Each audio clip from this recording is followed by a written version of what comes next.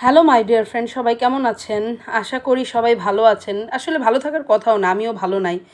উত্তরা মাইলস্টোনে যে ঘটনা ঘটলো, এরপরে কোন মা কোন বাবা ভালো থাকে বলেন? আমিও তো কোনো সন্তানের মা বাবা। তো যাই হোক, আসলে এমন এমন কিছু দেশে ঘটনা ঘটে যায় যার কোনো মানে বর্ণনা দেওয়ার মতন ভাষা থাকে না, দুঃখ করার মতো কোনো ভাষা থাকে না।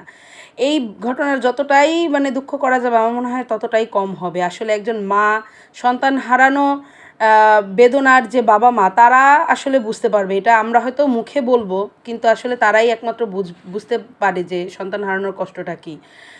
তো যাই হোক, এখন সবাইকে এইটুকুই বলবো যে নিজ নিজ জায়গা থেকে যার যা সৃষ্টিকর্তার উপরে অবশ্যই অশেষ কৃপা এবং আশীর্বাদ রাখবেন যে সে যতটুকু আমাদের জন্য যতটুকু যা হচ্ছে প্রতিদিন বেঁচে আছি, এটাই হচ্ছে সবচেয়ে বড় কথা। আর কখন কার সাথে কি হয়ে যাবে কেউ বলতে পারে না। সবাই সাবধানতা অবলম্বন করেই থাকা উচিত আমাদের প্রতি মুহূর্ত। তবে দিয়াবাড়িতে অনেক কিন্তু ফাঁকা জায়গা আছে। আমি দিয়াবাড়িতে গেছি, আমি জানি না বিমান বাহিনীর বা পাইলট কি বুঝেছে, কিভাবে কি হয়েছে সেটা হয়তো উপরওয়ালাই জানে, মহান সৃষ্টিকর্তাই জানে যে কী কারণে স্কুলের উপর দিয়ে এত হলো।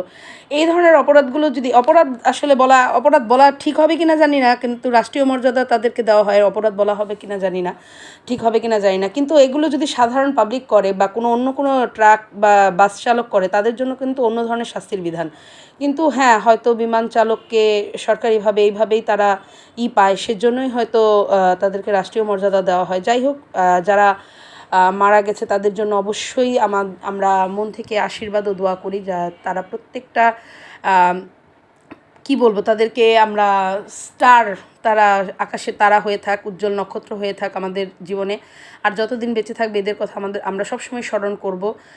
আর তারা ভালো থাক। আর যারা অসুস্থ হয়ে এখনও হসপিটাল আছে তারা যাতে তাড়াতাড়ি সুস্থ হয়ে ওঠে। আর একটা মার বুকও যেন খালি না হয়। ভিডিও ভালো লাগলে অবশ্যই লাইক দেবেন।